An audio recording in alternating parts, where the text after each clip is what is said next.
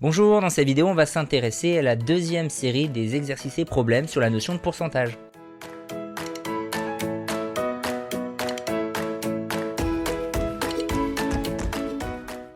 L'exercice 2 ici présent effectue mentalement les calculs suivants. En fait, celui-ci, comme l'exercice 3, vont s'appuyer sur la dernière partie de la leçon où on a vu les quelques cas particuliers de pourcentage. Le A, on veut calculer 10% de 689.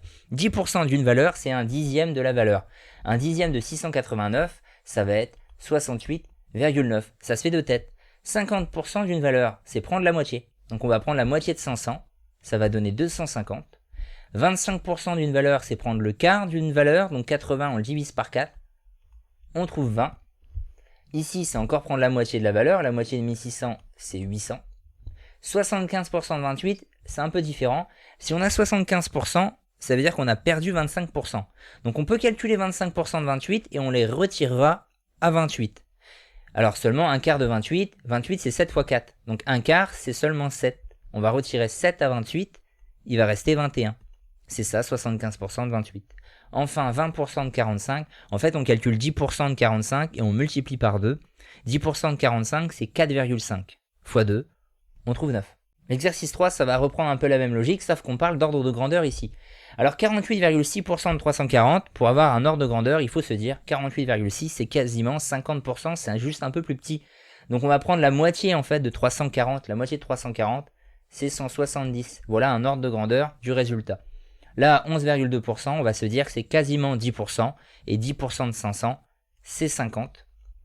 Ici, 24,2%, c'est quasiment 25%, donc un quart de la valeur, un quart de 200, c'est 50. Ici, c'est quasiment 50%, donc la moitié, ce qui va donner 8000. Là, 98,4%, c'est quasiment 100%, donc quasiment la valeur entière, 21 020. Et donc, 30,8% pour conclure, c'est quasiment 30%, donc c'est comme le F ici, on va calculer d'abord 10% de 240, c'est 24, et on va faire x3, puisque nous c'est 30%, et 24 x 3, ça fait 72. Problème 4, la masse du corps humain est constituée à 70% d'eau. Quelle est la quantité d'eau contenue dans le corps d'une personne de 50 kg? Bon bah c'est tout simplement 70% de 50, ce que l'on doit faire. Et donc en fait on peut faire ça de tête, 7 x 5 ça fait 35. Plus les deux zéros, 3500, c'est 3500 sur 100, il reste 35. On fait la phrase de conclusion, un corps de 50 kg contient 35 kg d'eau. Pour la question B, c'est pour une personne de 80 kg. Par contre, il y a une petite faute ici, d'une personne, évidemment, il n'y en a qu'un seul d'eux. Donc on calcule encore une fois 70% de 80 kg à la calculatrice ou de tête. Ça se fait encore une fois de tête, c'est possible. 7 x 8, 56, en fait on trouve 5600 en rajoutant les deux zéros divisé par 100. Ça vaut 56. On fait encore une phrase de conclusion.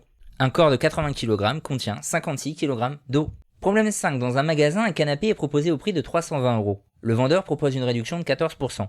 Les coussins assortis sont à 8 € l'un et bénéficient de la même réduction, 14%. Calcule le prix total après réduction si l'on choisit de prendre le canapé et 7 coussins. Alors là, il y a deux méthodes qui vont se rejoindre. Soit vous calculez le prix total coussin plus canapé avant réduction, et vous pourrez calculer 14% de cette somme-là, puisque les deux ont la même réduction. Ça fonctionnera très bien. Soit vous calculez la réduction du canapé, la réduction des coussins, et vous réunissez le tout. Bon, moi je vais plutôt réunir le tout et après calculer les 14%. C'est un peu plus facile, on va gagner un peu de temps, et ça marche très bien. Donc 320 c'est le prix du canapé, plus 8 coussins, enfin non, 7 coussins à 8 €, donc 8 x 7, ça fait 56.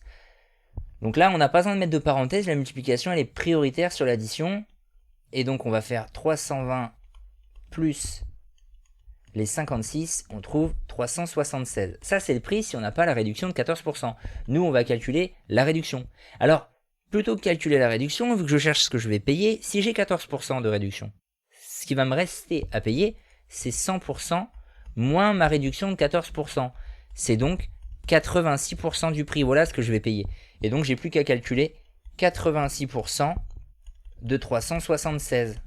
Là évidemment à la calculatrice, donc en fraction, éventuellement 86 sur 100 fois 376. Je saisis, je trouve 323,36. Je fais ma phrase de conclusion.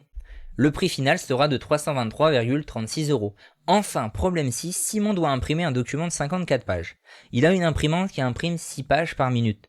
Problème, son ordinateur affiche seulement 5% de batterie restante. Lorsqu'elle est complètement chargée, on sait que la batterie offre une autonomie de 2 heures. Mais n'ayant pas son chargeur, combien de pages de son document pourra-t-il imprimer? Voilà la question qu'on nous pose. Donc là, c'est assez complet comme exercice, il y a plusieurs calculs à mener. D'abord, vu qu'il a 54 pages à imprimer, on va se poser la question combien de temps ça va prendre. L'imprimante, elle imprime 6 pages par minute. Il faudrait savoir combien il y a de paquets de 6 pages dans 54. Alors en fait, ça revient à faire 54 divisé par 6. Ce qui tombe très bien, puisque 54, c'est un multiple de 6. Ça vaut 9. C'est 6 fois 9 égale 54. Donc ça prendra 9 minutes. On va l'écrire. Il faut 9 minutes pour tout imprimer. Ensuite, son ordinateur, il a que 5% de batterie. Quand c'est 100%, c'est 2 heures.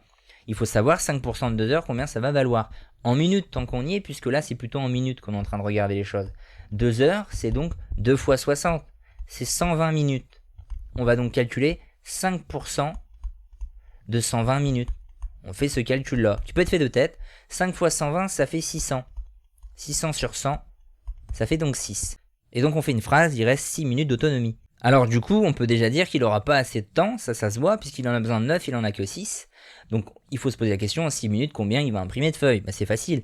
En 1 minute, il en imprime 6 des pages. Il a 6 minutes. Donc on va faire tout simplement 6 fois 6, c'est ce qu'on fait là. 6 fois 6 égale 36. Donc il peut imprimer 36 pages, c'est la phrase qu'on fait. Il pourra imprimer 36 pages en 6 minutes. Voilà qui termine la série d'exercices.